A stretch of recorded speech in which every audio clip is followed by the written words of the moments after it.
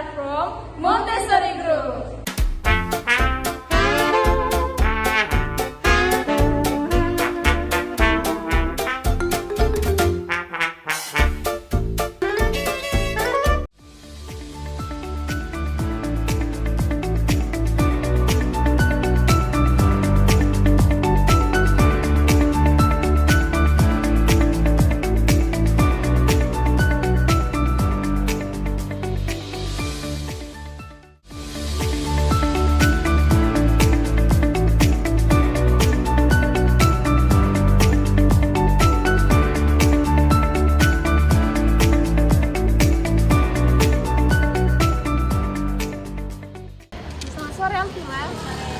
Terima kasih sebelumnya telah menyempatkan waktu untuk bertemu dengan saya pada saat ini. Saya ingin mewawancarai Anda untuk keperluan needs and environment analysis terhadap komunitas Youth for Change. Oke, boleh sebelumnya perkenalkan diri, umur atau jabatan di YFC. Oke, jadi saya Alfira Fasabila, saat ini usia saya 20 tahun dan saya mendirikan Youth for Change pada umur 19 tahun, which is semester 2. Di YFC sendiri, saya adalah founder di YFC dan sekarang bisa mental leader, jadi leader di YFC, jadi mengkoordinir teman-teman pengajar yang ada di sana. Berarti ikut mengajar juga?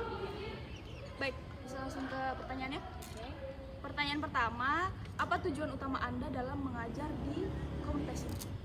Oke, untuk tujuan pertama itu YFC sendiri tidak untuk mencari penghasilan sebanyak-banyaknya, tapi how we can do a charity, kita bisa berbagi kepada anak-anak meskipun ada biaya operasional, tapi biaya operasional itu bukan untuk kita pribadi tapi untuk biaya operasional seperti print, materi, terus karpet dan lain-lain gitu. Jadi emang pure untuk berbagi sama anak-anak yang ada di Indonesia.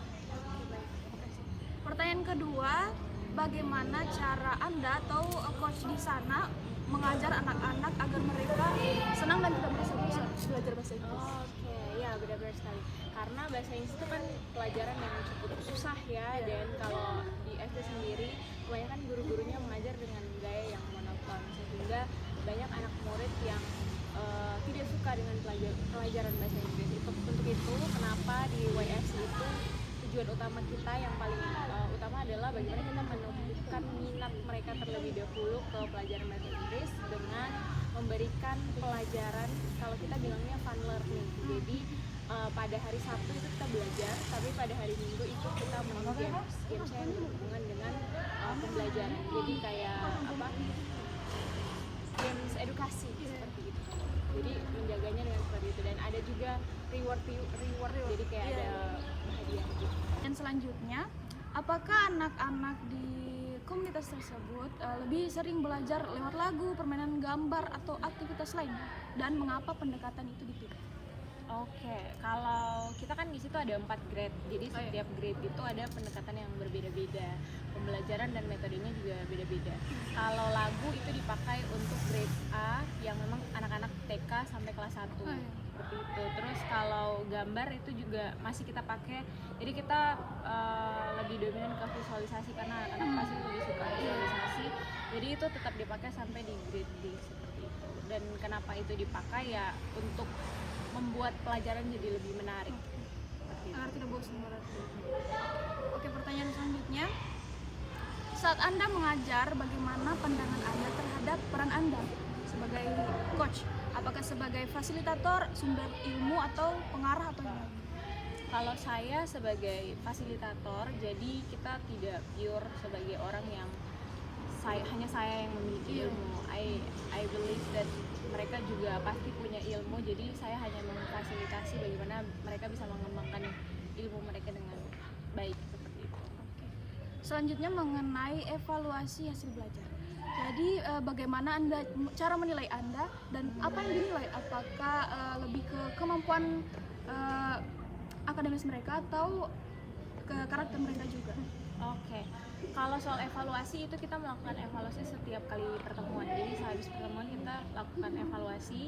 Evaluasinya itu kita menganut 2, ada lewat keterampilan dan pengetahuan. Jadi pengetahuannya sudah mencapai mana, apakah mereka sudah 100% semuanya bisa atau 80%. Lalu ada juga attitude atau behaviornya mereka, maksudnya bukan mereka anak yang baik sekali atau tidak sekali, tapi bagaimana mereka bersikap dalam belajar, apakah mereka fokus dan lain-lain seperti itu. Baik, pertanyaan selanjutnya kan tadi Anda menyebutkan ada reward atau pujian-pujian begitu. Menurut Anda seberapa penting umpan balik tersebut? Penting sekali karena itu sebagai pendorong motivasi. Jadi kalau misalnya kita tidak kasih apresiasi, sesimpel kita bilang good job, motivasi mereka akan sangat turun. Berarti untuk menambah kepercayaan diri juga. Iya, benar. Pertanyaan selanjutnya mengenai karakteristik target pembelajaran Anda, siswa-siswa Anda. Apakah anak-anak yang belajar di komunitas tersebut biasanya saya ulangi pertanyaannya. Anak-anak yang belajar di komunitas tersebut berusia berapa dan kelas berapa di SD? Oke. Mungkin dijelaskan dari pembagian grade-nya tadi. Oh ya, oke. Jadi ada 4 grade. Grade A itu TK sampai kelas 2 SD. Kelas 2 SD, tapi yang maksudnya kemampuannya masih belum begitu baiklah.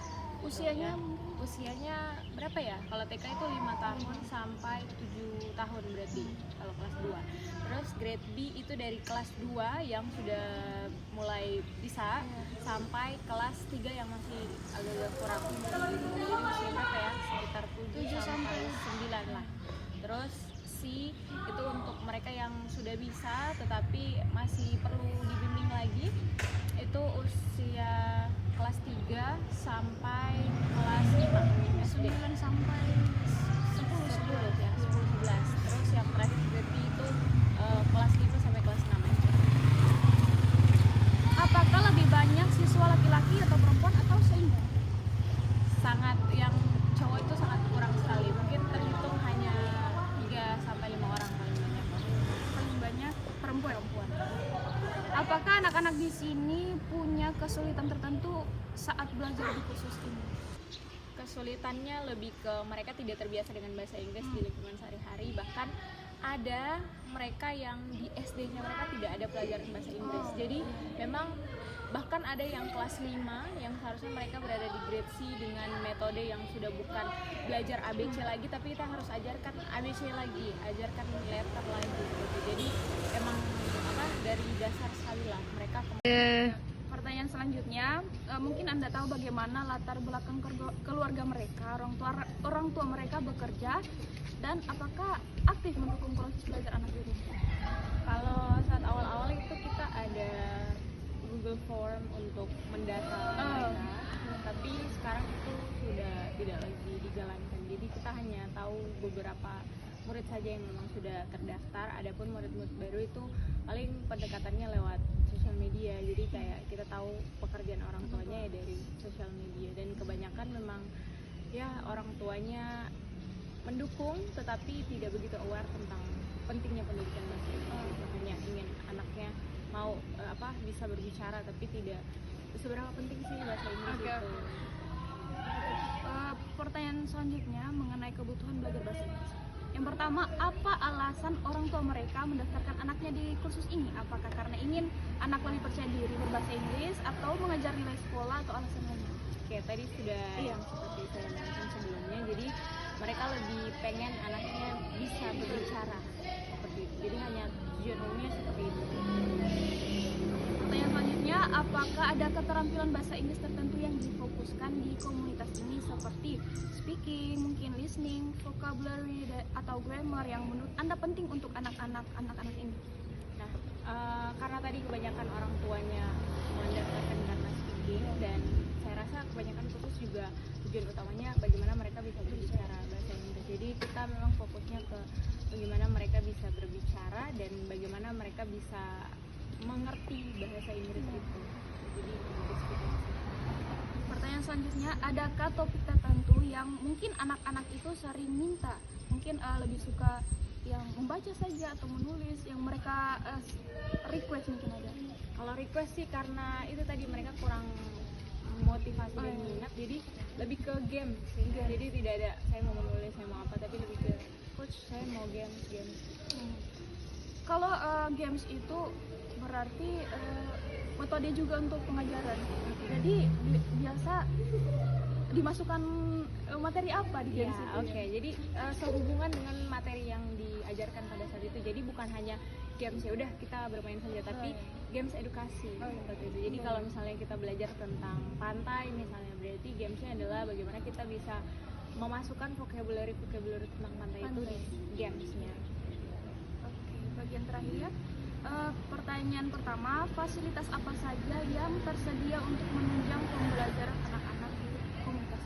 Oke, kalau soal fasilitas, karena tadi kita tidak mengambil keuntungan sebenarnya, dan fasilitas yang ada itu ya secukupnya saja, dan kita berencana ingin menambah, tetapi karena dana yang belum ada ya, jadi yang ada sekarang karena kita di luar itu hanya karpet dan juga apa ya, mungkin itu saja. Karpet, alat peraganya lebih ke kertas printan, itu saja yang kita kasih gambar-gambar yang berwarna, jadi kita bisa lihat di situ, dan terkadang juga pakai lagu, jadi lagunya diputarnya di HP.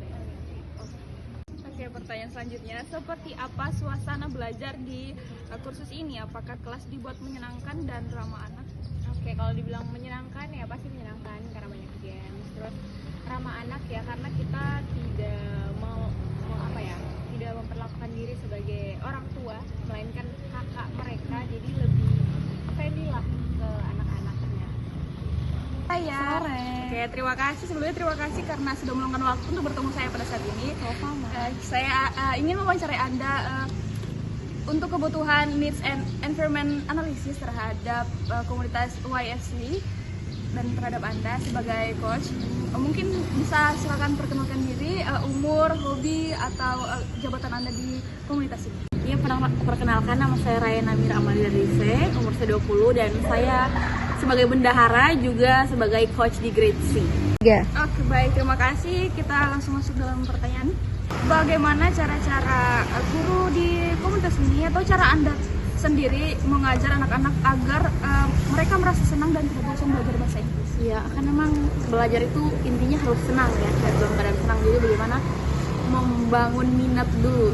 Jadi kalau mereka sudah senang, itu ilmunya akan lebih gampang terserap. Oke. Baik, tadi Anda menyebutkan Anda coach grade C. Ya. Apakah anak-anak di grade C khususnya sering belajar lewat lagu, permainan, gambar, atau aktivitas lain? Mengapa pendekatan itu dipilih? Kalau lagu mungkin sudah kurang karena grade C sudah lebih besar ya, sudah kelas-kelas SD, kelas-kelas akhir, jadi mungkin lebih banyak bermain harus karena anak-anak selalu suka kalau belajar ada gamesnya, tapi mungkin lebih ke dijelaskan dan sedikit-sedikit untuk dihafalkan agar lebih tersimpan di otak. Oke. Pertanyaan selanjutnya, saat Anda mengajar, bagaimana pandangan Anda terhadap peran Anda? Apakah sebagai fasilitator, sumber ilmu, pengarah, atau yang lain? Ini pendekatannya lebih ke teman, jadi mereka tidak terlalu canggung atau tidak terlalu takut dan lebih gampang untuk bisa berbaur bersama mereka. Oke, baik. Pertanyaan selanjutnya mengenai evaluasi hasil belajar.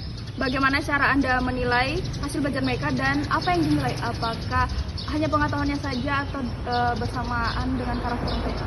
Jadi di les, setiap selesai les pasti kita ada evaluasi, dan itu evaluasi dari segi pembelajarannya dan juga karakternya. Kalau pembelajaran mungkin lebih ke sejauh mana anak-anak paham pada materi yang kami berikan, dan itu juga jadi refleksi untuk kami bagaimana kami bisa mengajar dengan baik, apakah itu sampai atau tidak. Baik, pertanyaan selanjutnya, apakah Anda sering memberikan umpan balik kepada siswa seperti beri pujian atau hadiah-hadiah kecil, dan untuk apa dan seberapa penting menurut Anda? Menurut saya sangat-sangat penting dan saya aplikasikan juga karena setiap orang kayaknya mau umur berapapun pasti suka diberi apresiasi. Jadi itu untuk meningkatkan rasa percaya diri mereka dalam belajar. Oke, apakah anak-anak yang belajar yang Anda ajari di grade C biasanya berusia berapa tahun dan kelas berapa di SD? Grade C itu dia kelas 4 sampai 5 SD, jadi sekitar 9, 10, 11 juga. Baik, pertanyaan selanjutnya, apakah lebih banyak siswa laki-laki atau perempuan atau seimbang? Lebih banyak siswa perempuan. Baik. bagaimana, mungkin Anda tahu bagaimana latar belakang keluarga mereka, orang tua mereka bekerja, atau mereka aktif mendukung proses belajar anak-anak mereka di rumah. Mungkin hal itu kurang kami ketahui, tapi banyak sekali moms yang sangat-sangat suportif dan banyak juga yang memberikan, kami tahu banyak yang memberikan support juga di rumah untuk anak-anak mereka dalam pembelajaran. Oke. Pertanyaan selanjutnya berhubungan dengan kebutuhan belajar bahasa Inggris anak-anak. Pertanyaan yang pertama, apa alasan orang tua mereka mendaftarkan anaknya ke komunitas ini? Apakah hanya agar percaya diri berbicara bahasa Inggris, atau mengejar nilai sekolah, atau alasan lainnya?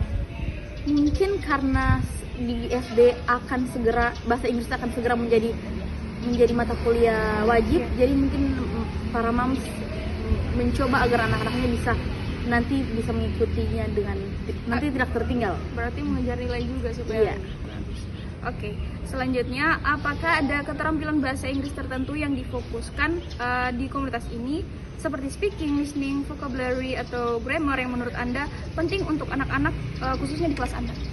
Di kelas saya lebih banyak ke speaking ya, karena speaking dan listening, karena kan bahasa Inggris bagaimana kita bisa berbicara dan bagaimana kita bisa menangkap apa yang lawan bicara kita berikan. Oke, pertanyaan selanjutnya, karena pembelajaran di komunitas YFC fokus pada speaking dan listening, sudah adakah rancangan aktivitas pembelajarannya, dan apa yang masih kurang atau dibutuhkan dalam rancangan aktivitas tersebut untuk mendukung pembelajaran tersebut? Untuk saat ini belum ada, masih dalam proses pembuatan, juga masih dalam proses mencari metode manakah yang paling baik untuk rancangan pembelajaran. Oke, bagian terakhir ini tentang setting pembelajaran bahasa Inggris. Pertanyaan pertama, fasilitas apa yang tersedia untuk menunjang pembelajaran anak-anak di komunitas ini, atau mungkin khususnya di kelas Anda? Apakah media visual, alat peraga, atau yang lain? Kami memberikan materi cetak pada anak-anak, dan juga kadang ketika main game kami memberikan alat peraga untuk main game. Oke, baik. Seperti apa suasana belajar di komunitas ini, khususnya mungkin di kelas Anda? Apakah kelas dibuat menyenangkan dan ramah anak? Kelas diusahakan selalu agar menyenangkan dan ramah anak. Terima kasih, pertanyaan sudah selesai, wawancaranya sudah selesai. Terima kasih telah bersedia untuk diwawancarai. Sama-sama. Dan semoga sukses selalu Amin. dalam mengajar dalam komunitas ini. Jadi sekarang saya ingin mewawancarai salah satu murid dari komunitas YFC yang bernama Kansa. Kansa sekarang umurnya berapa? 7 tahun. Hobi Adek Kansa apa? Jadi Adek Kansa, ada beberapa pertanyaan dari kakak mau ditanyakan. Biasanya coach di sini mengajar dengan cara bagaimana? Sambil bermain atau bercerita? Atau dua-dua? Adek Kansa suka yang mana? Pernah dikasih hadiah saat belajar? Saat apa itu biasa? Oke. Apa pelajaran yang Adek Kansa suka di komunitas YFC ini?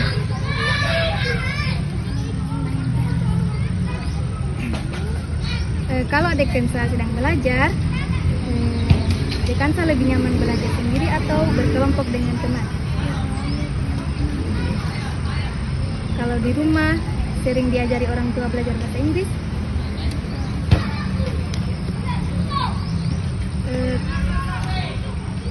Adek Kansa belajar bahasa Inggris di kursus ini untuk apa? Untuk belajar bahasa Inggris.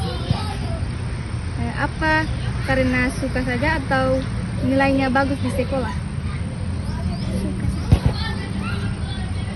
Pelajaran apa yang Adek Kansa suka di bahasa Inggris?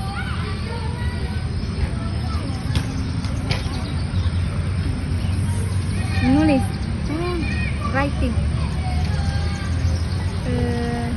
Pelajaran apa yang paling sulit menurut Adek Kansa?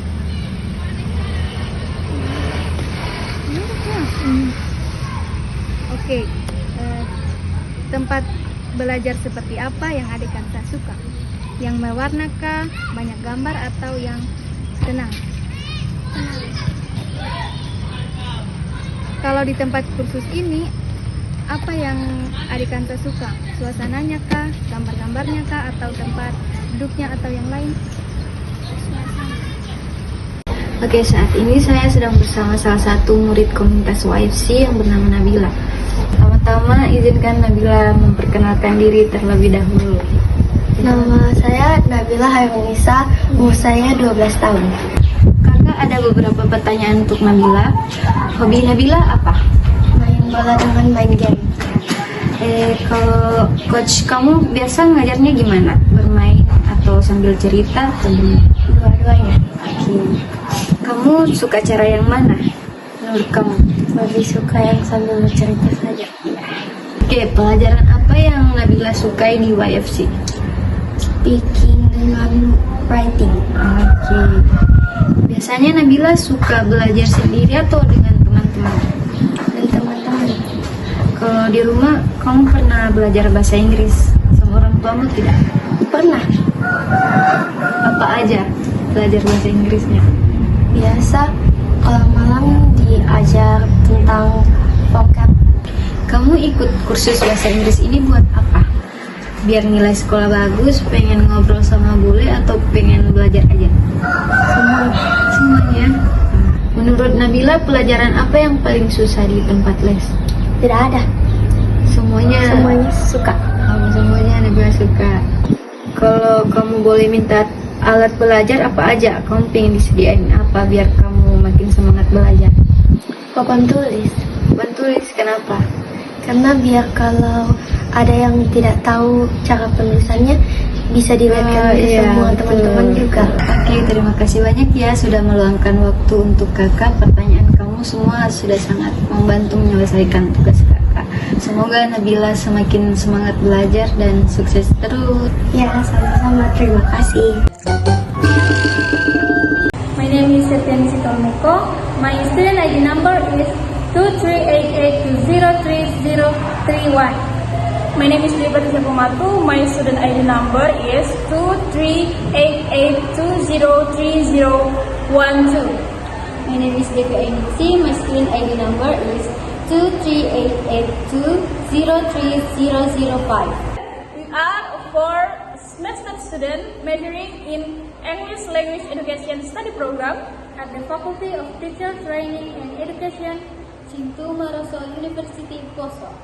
We will explain the result of interview with Youth for Change community in Poso. Okay, so the result I got from interview to coaches in Youth for Change community in Poso about the first component about the learning paradigm.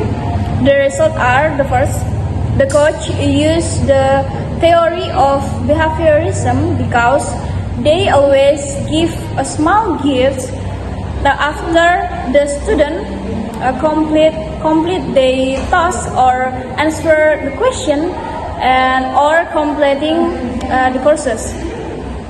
This is in line with the understanding of this learning theory in the literature review. Okay, next, the second point, the coach used the theory of constructivism because the students are directed to learn through direct experience, such as learning by using a conversation with the friend or through educational games. Okay, next, the last point, the coach used the theory of humanism because when teaching, they view themselves as a facilitator and friends for the student, not just as source knowledge, but also as an accompaniment to student during the learning process. Okay, next, the second interview component about the characteristic of student and the result. The student of this community, Youth for Change community, are aged 6 to 12 years old and mostly girl. Some are just starting to learn English from the beginning, and some have learned from their school. And they are grades 1 to 6 of elementary schools, and some are from kindergarten. And some of their parents support the English lesson from home. I will explain a little about the learning needs required by the Youth for Change community. The needs of the Youth for Change community in improving their English skills are English training that focus on speaking and that meet their needs. Use of technology such as English learning apps and online videos, and interactive and fun training. By meeting these needs, the Youth for Change community can comprehensively improve their English skills and achieve their goals. Explain a little about the English teaching setting by the Youth for Change community. Based on the interview result regarding the English learning setting, although there are not classes, the learning atmosphere is made fun in a green, open speech, and so that it's not boring. The instructional use media such as audio and image to support the learning process. Okay, so the conclusion, YFC is a learning community for children aged 6 to 12 years old that focus on developing English speaking and listening skills through humanistic, constructivist, and behaviorist approaches. The learning process is designed to consider children's emotions, interests, and experiences, while also reinforcing positive behaviors through practice and repetition. There is still a need for more active learning activity, planning, and supporting facilities. And last, while parents' main motivation in enrolling their children is to help them speak English fluently and confidently. Recommendation for future teaching activities. The first, experiential learning activities engage children in real-life simulations such as playing shop, interview friends, or creating sample vlogs to practice speaking and listening in a contextual way. The second one will be explained by my friend Ningsi.